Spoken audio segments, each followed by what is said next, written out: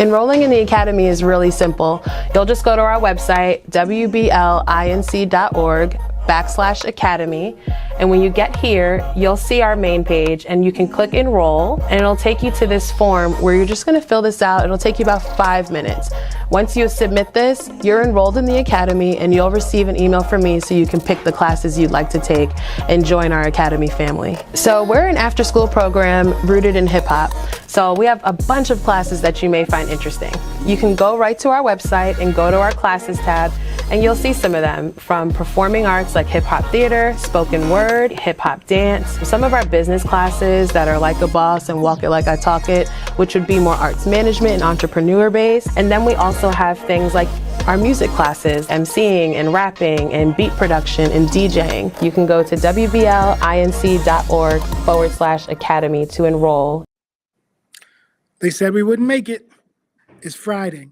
It's the end of the Alternative Spring Break interview series around the media arts, and I'm super excited to close out this week talking to my new friend, Kevin Hinton. Let me read his bio real quick. It's less of a bio and more of just like setting the stage. So what's it like being a self-taught musician with a passion for capturing stills, putting together moving pictures while crafting some ill imagery, while curtailing a dope soundtrack for the day? Well, I believe you found the lad to answer that very question. Kevin, thank you so much for joining me. I appreciate you. Thank you. Thank you. Well, we're here to talk about really how it is you got to where it is you are. We've been spending this whole week talking to mostly photographers, filmmakers, poets, dancers, PR specialists, people who work in the media arts, about how it is that they got there. And so we're rounding out this week with a conversation with you. Maybe we can start with something really simple, a question that everyone can answer, which is, where are you from? Yeah, so I'm originally from DC. I moved away for a little while, but this is my home. This is where my mom gave birth to me at, so DC's home. Stepped out of the city a little bit to Newark, New Jersey, came back, and now this is the space again. So DC all night. That's what's up. I think you're actually the first. Yes, you are the first Washingtonian I've interviewed this week. So, where did you go to school? I went to school at Blow Elementary over off of Benning Road, and I went to like all the stuff on the hill, like Charles Young, Spin Gone for a little while, Phelps, and that's pretty much the school time on there. Well, I think this is a great point of departure from the rest of the interviews, because most of other people talked about why they came to DC and how DC inspired the art that they're doing. Maybe could you talk about a little bit about how being a Washingtonian maybe impacts your approach to music, impacts your approach to still photography and film? Well, the music is actually really what started everything for me. So I was a little kid and I had like, it's kind of like I always talk about Ratatouille, and I don't want to go too far off, but it's a part in Ratatouille, if you ever seen the movie, where the chef was a rat, but basically he had met this food critic, and the food critic had went to the place where he got this taste of food, and when he put in the ratatouille, it was supposed to be something like a peasant's dish. He automatically like zoomed back into his mother's kitchen, and basically was standing there. So he was like kind of like dropped a tear because it would took him back home. There's a part of my life that actually every time I think about how I got started, I zoom right back to this particular space. So at a talent show one night, I was standing in the doorway of what we had back in the day. Used to have social rooms and stuff like that where people can actually rent out the rooms and go have parties. So there's one particular party, they had these guys, and one guy had some congos, had an organ, drums, and it was this dude just like saying these little words while the beat was playing. And I remember standing in the doorway looking with my eyes like so big, like, what is this sound I'm hearing? And I need to be a part of this. So I think I was like 11 years old, and that was actually go go. So that was the first time I ever heard it, like in that space. And so the very next day, I only had one friend. I started a little band from that time. So we were banging on boxes and cans and the rounded Sprite bottles, things like that. And it was just creating that sound that I heard the night before. And some of the big guys over there, there was when big boys was big boys, you know, they were really responsive and helpful to do that. So music was my first thing I ever had that I could create. But I remember sitting at the table, you know, thinking about making a song, and then the song turned into, well, you know, I want to be a DJ because I would listen to like all the DJs on the radio, and I picked up that standing in front of like all the people at the turntables and stuff, like when they had block parties. Now I used to be the little kid grabbing a vinyl, and the DJ was like, "No, don't touch that, little boy." What was the thing back then? They like, "Don't touch that, Big Slim," because I was tall, but I was skinny. Don't touch that, Big Slim. And then one DJ would come through and show me what to do. So that kind of got me into that. That was my introduction from there.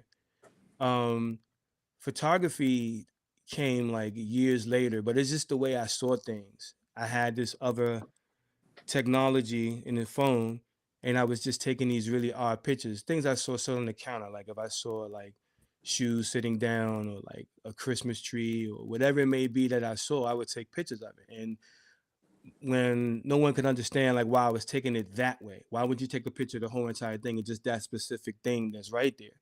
But no one in my family at that time that I knew was heavily into photography. And only until later I found out my aunt was actually really, really heavy into it, and she kind of spawned that that's where I got it from, which I, you know, maybe down the line it probably was that way. And I had a situation where I got a video camera. No one wanted it. You know, they were giving this video camera back. My boss said he didn't want it, and my manager said she didn't want it. So I was like, well, I'll take it. And I took it. This was like 1990. So the years had passed, but there was really nothing that was actually interesting until I got my first hand on that video camera, and that was it. I lost it after that part. I was just filming everything and had a little business going while I would film different things for bands and just being live. So music carried it on. Photography came later, then but video was like next to second because it was just more fun capturing other people than putting my original music underneath of the video, which was again at the time there was like I had no money to buy like any kind of like equipment, no splitters, nothing. So it was like a VHS tape, some RCA cables, plugged into a cassette deck, plugged into the camera to this way, and just kind of made everything from scratch. You know, now it's like super easy to do, but then it was that. Um, a friend of mine who was like a mom to me, she basically was always part of my development and how I did anything. And and tell me if I'm, you know, spilling a little bit too much here, but anyway. No, no, no. Just if you could take your hands off the mic because we can hear you holding it. Oh, really? Trying to Yeah. trying to make it not fall. Ah, No, all right, cool. this is great stories. Keep going. All right. So let me see here. All right. Don't fall anymore. All right. So so like yeah, she was a really good friend of mine at first, and she became like a second mom to me because she was supporting me on everything I was doing, but not just necessarily like it was never really about financials, all about how she believed in me. And it was her influence and everything that kind of put me through some really, really crazy times. But she had things that she had invested in, like the camera I had when I first started. It was a gift, and I got that, and I was like, okay, so I always wanted to have my own camera, my own laptop, so I can actually basically, if I had any ideas, I can actually go out and do it, and just okay, let's go. And at the time, cell phones wasn't really that heavy on what it could do, like it can do now. But I got the camera. I think I took the first place I went to was New York. Went back up top, took some pictures of just like random stuff in the streets and cars and buildings and people playing chess in the park. It was really, really great. And I came home on the bus when I was sitting there, and I had this overwhelming feeling like I had so much fun. You know, I was out there, wasn't fearful, just doing it, jumping in. And then I said, I wonder if somebody is getting paid for what I just did and has the feeling that I have, along with actually, receiving some compensation from it, I said, that's what I want to do. And from that moment, it clicked in me as far as photography. And I just wanted to just go all the way in with that, and just focus and just let everything go. Because I have my first camera now. So now I can actually go out there and do that. Yeah. I really love the viewers don't know that before we started talking, you were like, "Yo, I don't know if this is gonna be boring or not," but I love that. I love how exciting your story really is. Like, if you think about that, if you had not been standing at that doorway to witness Go-Go Music live, would your interest in music have been sparked? And then the idea that part of your journey is getting access to technology, either because someone gifted it to you or because someone wanted to get rid of it, but you figured out how to make use of it. And I love like the MacGyver aspect of your experience, needing to figure out how to use duct tape to make some magic, or clear tape to be able to do the thing that you want to do. I think that's especially important for a young person who might be thinking, I need to get access to the most fancy piece of equipment. I need to find these people who can open this door for me. But you opened the door for yourself. Literally, you walked in a doorway, were inspired to do something, and then along the way brought some friends with you to try to do some of that yourself. Telling the story about the next day starting your own little neighborhood go-go band with the turned upside down bottles and boxes, etc. That's really important in terms of, because I think a lot of young people think that it's about meeting the right person or being in the right place, versus what you just described was, in some ways, having the right kind of relationships in terms of your family, supporting what it is that you were doing and encouraging the things that you were doing. But they didn't necessarily give you a silver spoon entrance into it. You made a way for yourself, jumped on the bus and got yourself to New York, or the train or a car, like that you had to figure out how to make your way for yourself. I wonder, thinking back, because you said your aunt said that she thought that she might have been part of the inspiration Right. for your photography because she was into photography. How do you think you might have been influenced by the people in your immediate family in your own pursuit of media creation? My immediate family, they have like tasks and jobs that they're all good at. And it's like like my sister, she's a chef. My other sister, she's a nurse of the year. Shout out to her. My brother has always been a hardworking guy since he was like 13 years old. My younger brother's a writer, and he writes some great stories and screenplays, stuff like that. And I was always the tech music person. My brother, we kind of winged together one time because he became a manager of the band, and that's when our two worlds collide. Because he had like the gift of the gab. He was like the manager. He can get us into all the places. Just the other day, when I was riding past the Metro Club, or Dino's, where everybody want to call it, Power now. I remember it as the Met. So as a young kid wanted to, in a band, that's the place you had to play. Like that, the Black Hole, the Ibex, all these places you had to be because that. So my brother was able to get us into there, but that was his gift. My sister, caregiver, love, all that. And she's been working with kids and that nature, but she eventually went into a nurse.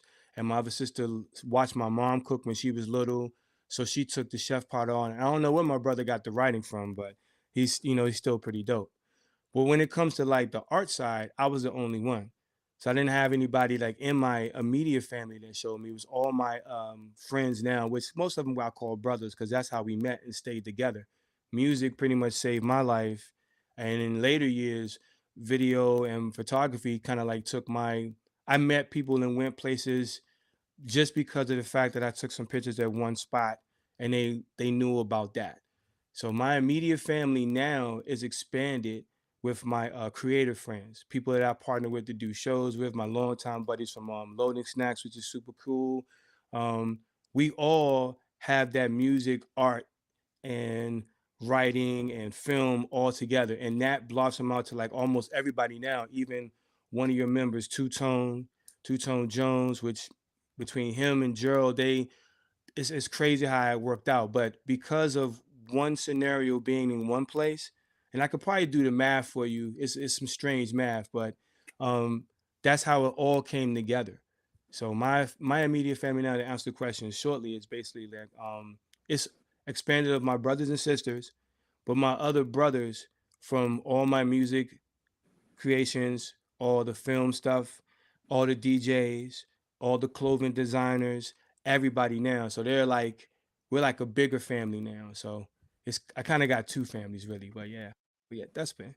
That's what's up. And so because you talked about, the kind of gatekeeper DJ was like, Big Slam, don't be touching my records, but then eventually meeting DJs who took you on to be able to give you access. Can you talk about the role of mentors in your journey as a musician and a photographer? It's too many. It's too many. If I start off on the DJ side of things, when I first got started, I was young. I never really owned techniques, so I always had like belt drives. We had to make those work. Like I said, my second mom was a big mentor for me for that. Um, my mother, who's passed on now, was the first one to ever pay me for a DJ gig. Um, and it's strange, it's for my son, which is wild, but she was the only one that first one to pay me money for a gig, and it just kind of went on from there. Uh, in the earlier days, I would probably have to say, excuse me, I would probably have to say major is pretty much like about DJ Liquor Shot, Two Tone Jones, definitely DJ Casper. Casper was like, hey, this how you do whatever. This is like later, but who else was that? Oh, DJ T Real. Before I was a DJ. Oh man, I'm trying to. I don't want to leave nobody out, but it's crucial people. Um. Oh, hands down, DJ Easy and my brother Maniac Dread. I think as a DJ wise, those are the ones that actually I followed, looked at, you know, worked with, and they gave me pointers, scratching, mixing, all that, and even they had the stuff that I can actually come out and work out on. When it comes to photography, though, I mean, hands down, it's like the biggest one is Victoria Ford. Victoria Ford, I saw her stuff on what's the name of that thing? Tumblr. And I was telling my brother at the time, I was like, man, she got these when she takes these photos. Matter of fact, I didn't know Victoria was a girl at first because it was just a sneak shot. So I just thought I said, I don't know who this guy is. Um, but all the black stuff that comes inside, it's so crispy. Like you can see the artist on stage, but it's this whole thing that's black on the side with no grain. How did they do that? And I wanted to find out. He was like, you should reach out to her. And I didn't do it for a while. And then so I did one on Tumblr because she had this really cool Tumblr site. And I said, okay, I'm gonna go ahead and take that. At the time, you can kind of like mimic what Tumblr can do. So I took that over and made that site my site. And then I messaged her and said, hey, I took the image of your site because I like it. I hope it's okay. And then I didn't get a response. And then later I took a picture when Instagram was like what, 15 seconds. Uh, I took a picture of the Brookland boardwalk thing. It's not over there, not too far from Rhode Island Avenue. If you're familiar with the city. Mhm. And she hit me back and said, this is our phrase. She said, nice job, kiddo. And I mean, for somebody that was like, oh, and I can't believe I forgot this DJ. Oh my God, I'm gonna go back.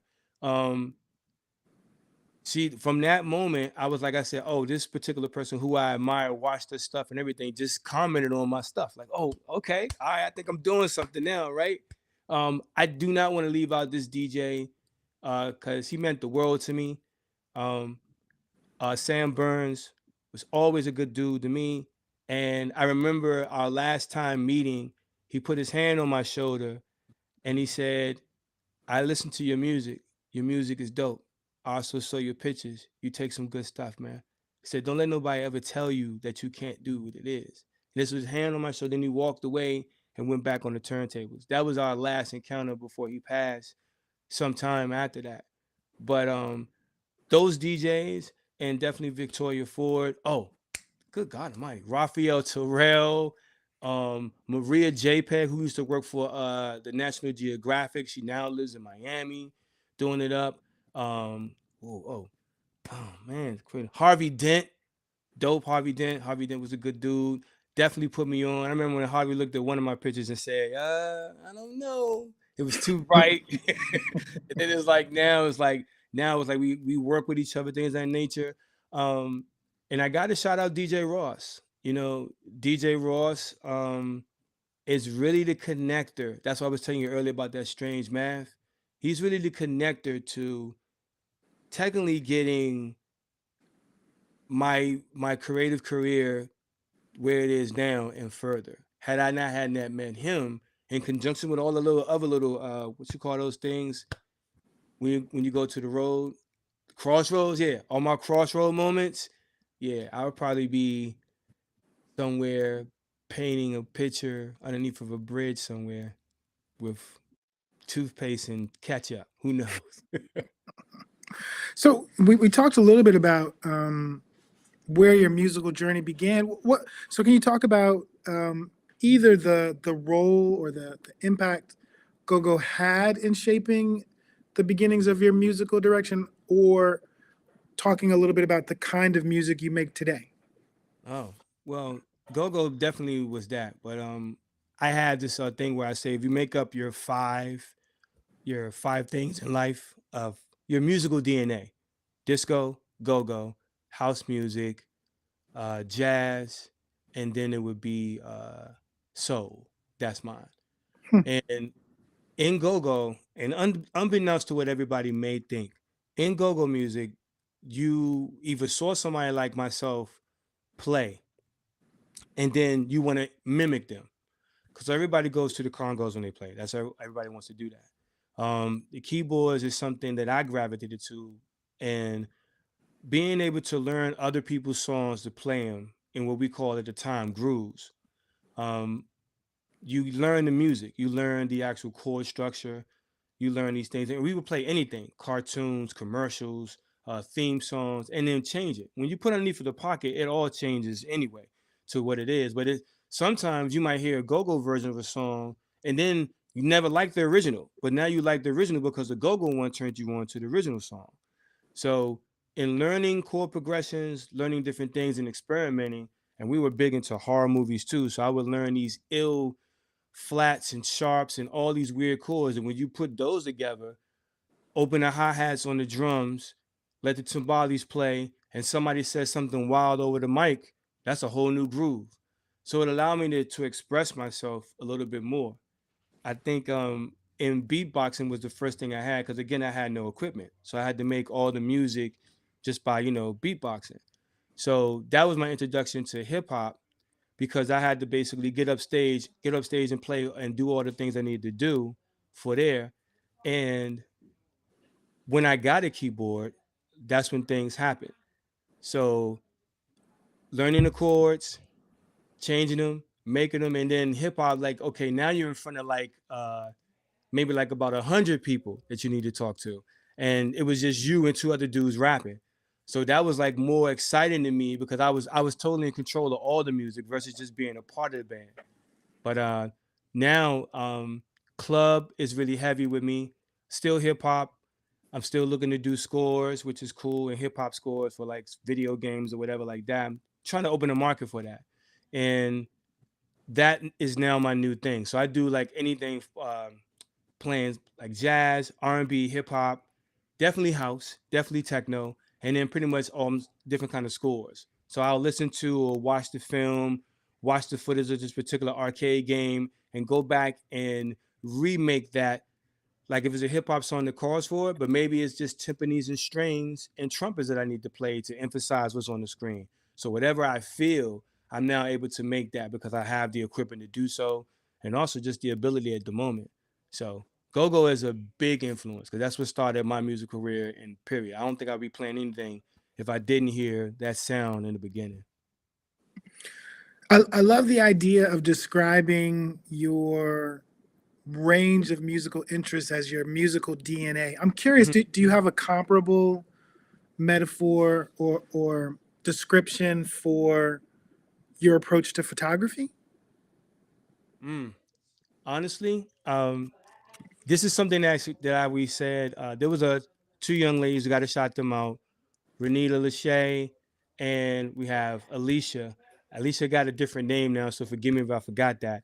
Um, they hired me to go out the country. It was my first time going out the country to Iceland, to shoot some engagement stuff at the time. The one phrase that we made up that time was for the culture. So no matter how fearful, if it was like, okay, I got to get on top of this rock to shoot this shot of this particular waterfall for the culture, we jump in. So I would probably say that's probably it. So, I mean, I guess along those lines, can you talk like what are the things that you shoot most? Because it feels like a lot of what you've described so far is kind of geography based. So you talked about the boardwalk. You talked about traveling up to New York to shoot bridges. Is most of your photography around kind of not landscape, but I don't know what the word is. Built structures and natural structures. Yeah, most of my stuff now is pretty much on the well, we're going to have a guess real quick. It's all Yeah, good. all right. um, most of my actual stuff now is all about parties. So it's been event photography, it's been a little bit of portraits, web shows, things of that nature. So I say more parties than now. And shout out to probably like the greatest promotion team. One of the dopest people out there is Reggie and Mo. They are like the other side of things where actually kind of like saved me for in life, I should say, because they actually put me on. So more event photography than anything else right now. So I'd love to. So sometimes when we're hiring photographers, my director of marketing is like, "Nah, you can't hire that person because they don't do events." What Mm. makes event photography different, or maybe more difficult than other kinds of photography? Oh, wow. When I talk about this with certain friends of mine, some people don't get into it. There's too many people. I like being in the crowd.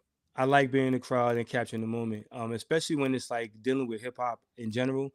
It's just a feel when you hear different music that you grew up on and you were there when the music came out. So I kind of like feel the party, feel the vibe, and kind of jump in and get those little nuances, those things that if you weren't at the party, what was the things that was odd? What was the fun stuff? What was those little quirky little moments? Hey, that girl in the corner. Hey, that guy over there. The shoes they were wearing.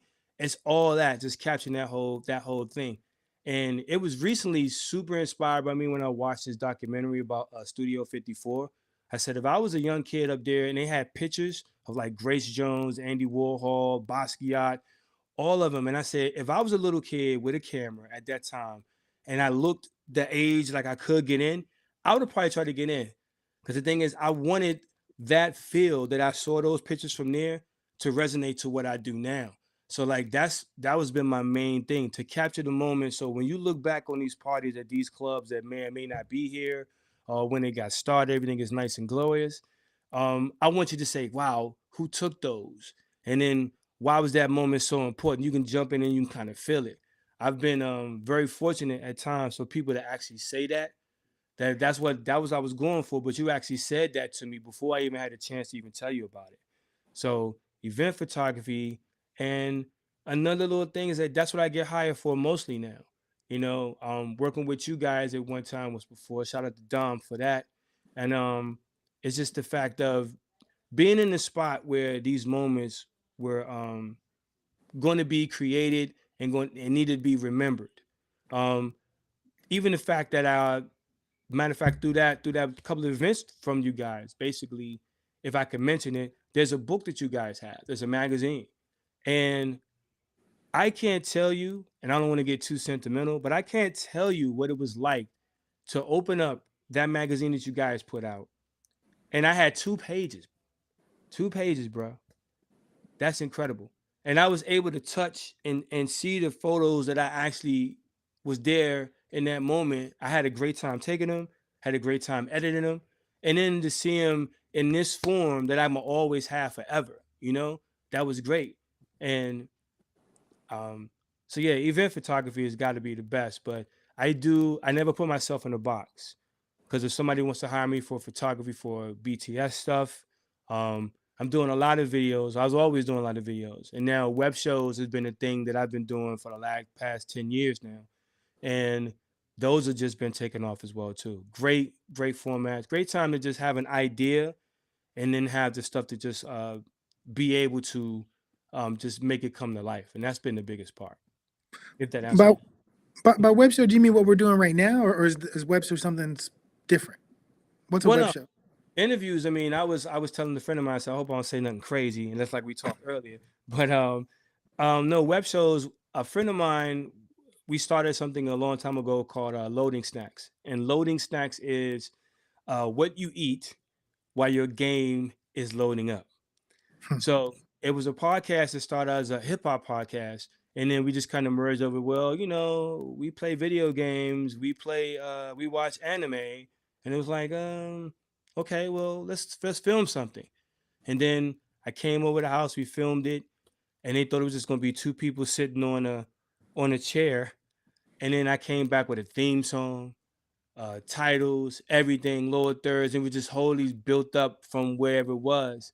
And we've been able to do that now where we go into cons now.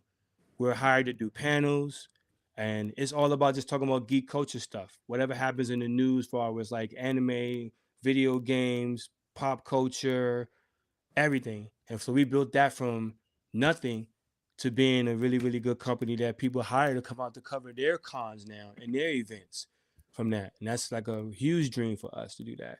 So yeah. Yeah, when you brought up lower thirds, it made me go check because people are leaving great comments for you, enjoying what it is you have to say.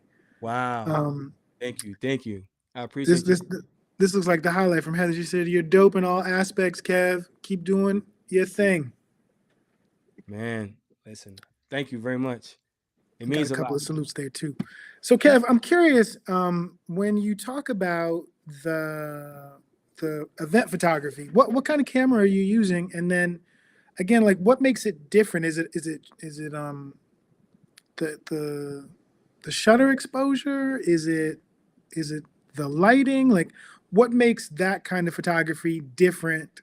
That you like? Because I remember when we brought you on, Dom Hmm. was like, "Nah, you need someone that does this kind of photography." And I Hmm. don't know what makes your kind of photography different than the person we're hiring to shoot something outside. So what is the technically what is it that makes particularly indoor or nighttime event photography different? All right. What I what I gather is I mentioned the feel Mhm. for it.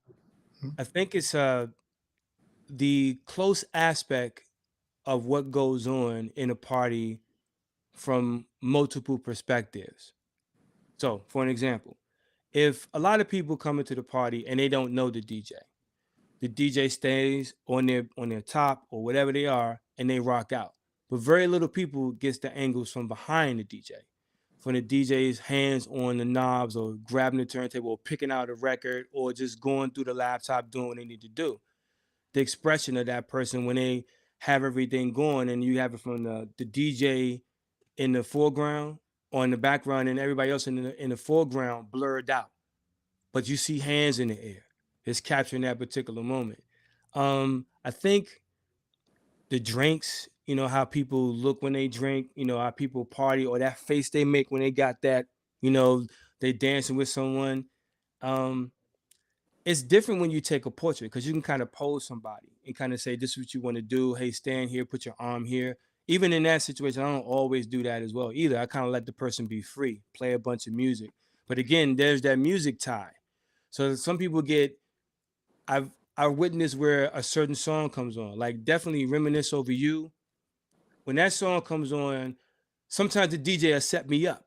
Like he knows what song. Like if you play Lucchini at the beginning and it drops hands in the air, so this is the hands in the air picture. That's what I'm famous for. So it's like I'll capture those. It's just those little moments where if you blink over to your left or to your right to see, and there's a girl over there and she got that face, you might want to remember that face.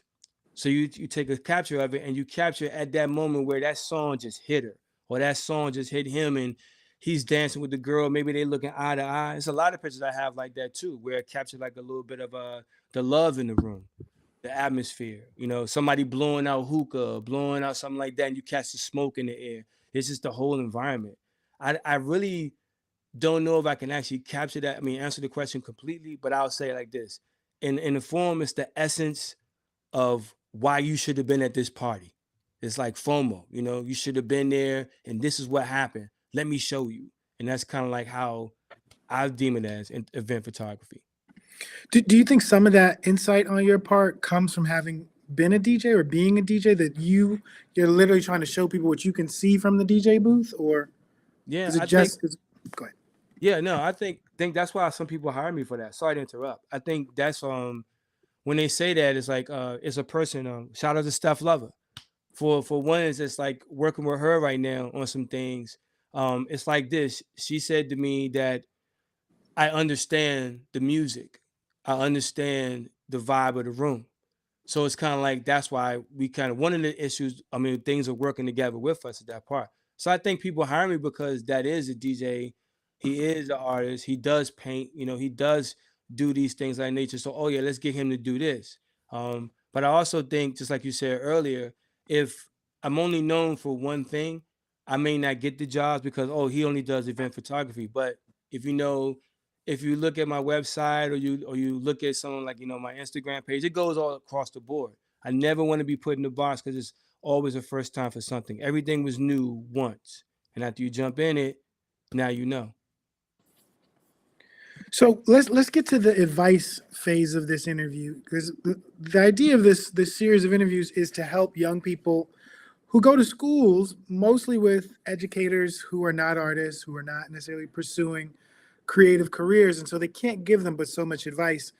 I wonder what advice you might give to a 10th grader in DC public schools right now to set themselves up um, in the world of music or in the world of photography, whether that is finding mentors or accessing equipment. What kind of advice would you give to someone who says, I'm interested in being a producer, I'm interested in being a photographer, but they're only in the 10th grade?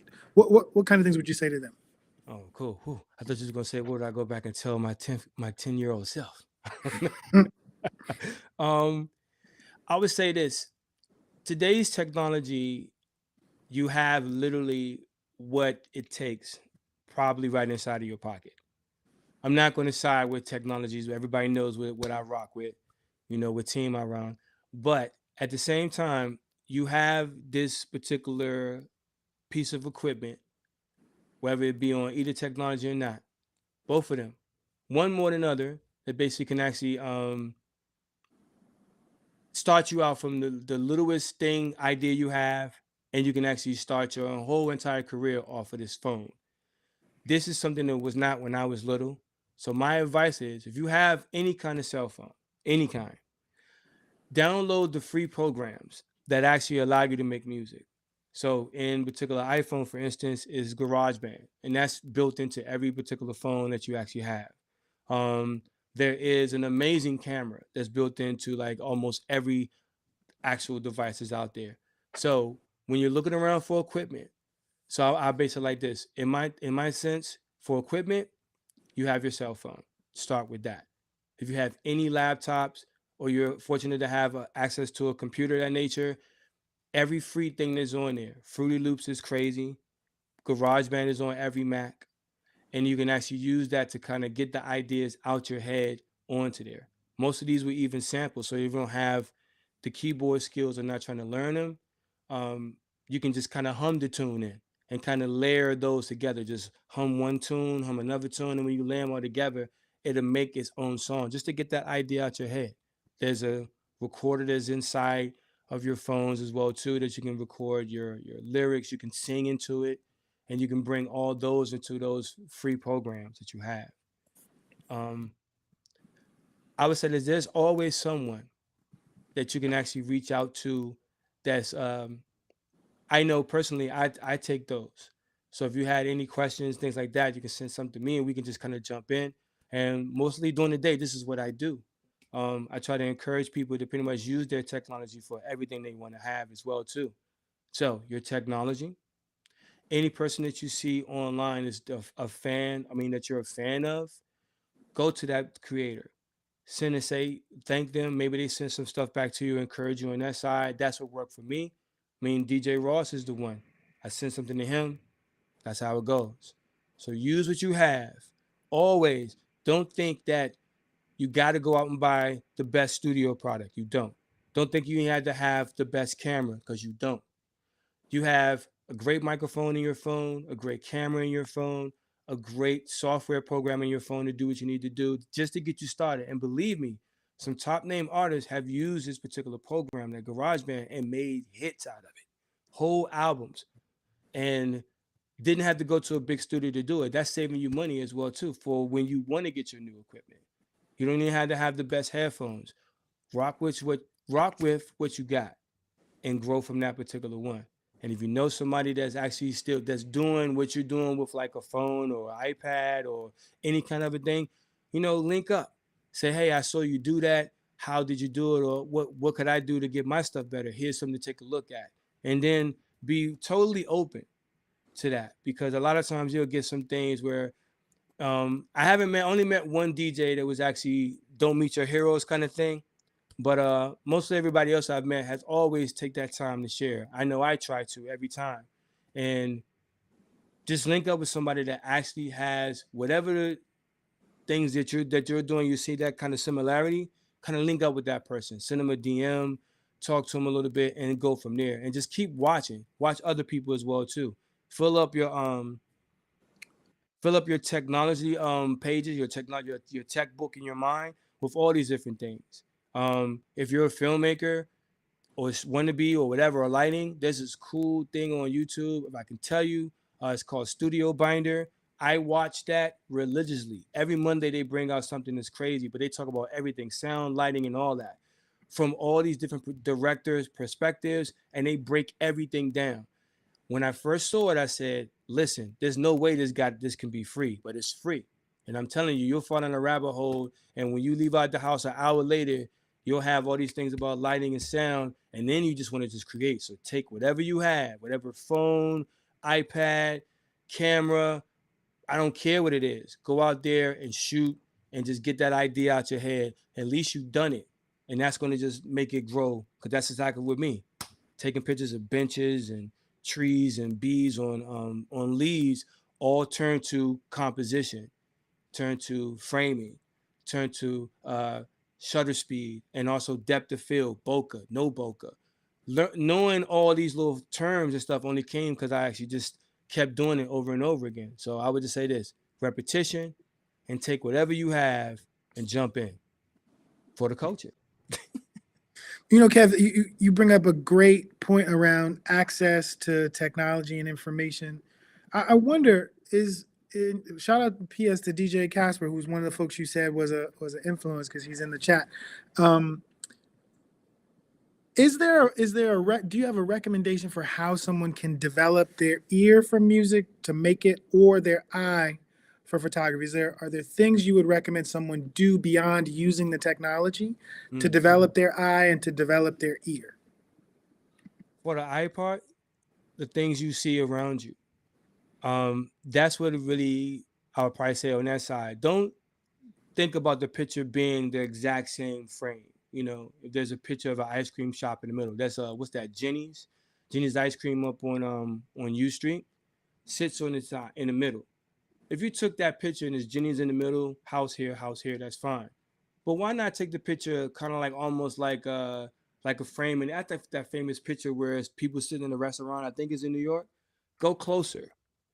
Do what you would if you were looking at that. What would you see? How would you look at it? That's how you do your eye. Don't always do the same thing. Sometimes I think what sets apart for what I do is that if I take a picture of what I'm looking at right now, I might take a picture of my headphones sitting on the table versus the entire table. So how you see it is what your eye comes from. The ear, far as the music, is what your taste is. A lot of times, we may go with a crew of people that basically only likes one genre of music or one facet of hip hop or jazz or whatever, or maybe never even heard of it. But when you start to branch out and listen to all these different musics, that crafts your ear. When you sample, you go from jazz, rock, classical, cartoons, whatever, and you pick from all these different things.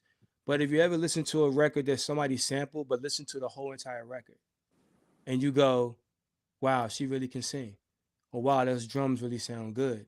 And you start, well, who's the drummer on this? And then you start to find out who's the drummer by looking at different album covers. And you develop a sense of a musical taste. musical appreciation. And then when you develop all these little bags of like disco, house, soul, whatever, and you dig into it, when it comes time for you to sample, or if it comes time for you to actually play a song, you remember how Aretha Franklin sounds on One Step Ahead and how that Miss Fat Booty came from that song. And you say, okay, great. So that maybe this chord progression may go a little bit different if I do it this way. Change it that way. Now you're developing a different sound because you listen to all these different musics. So it's like on the eye side, take the odd pictures, the ones that's not the same as everybody else you would think they would take. Watch movies. Look how they're actually framed up. Take your favorite movie and look at every scene that's shot.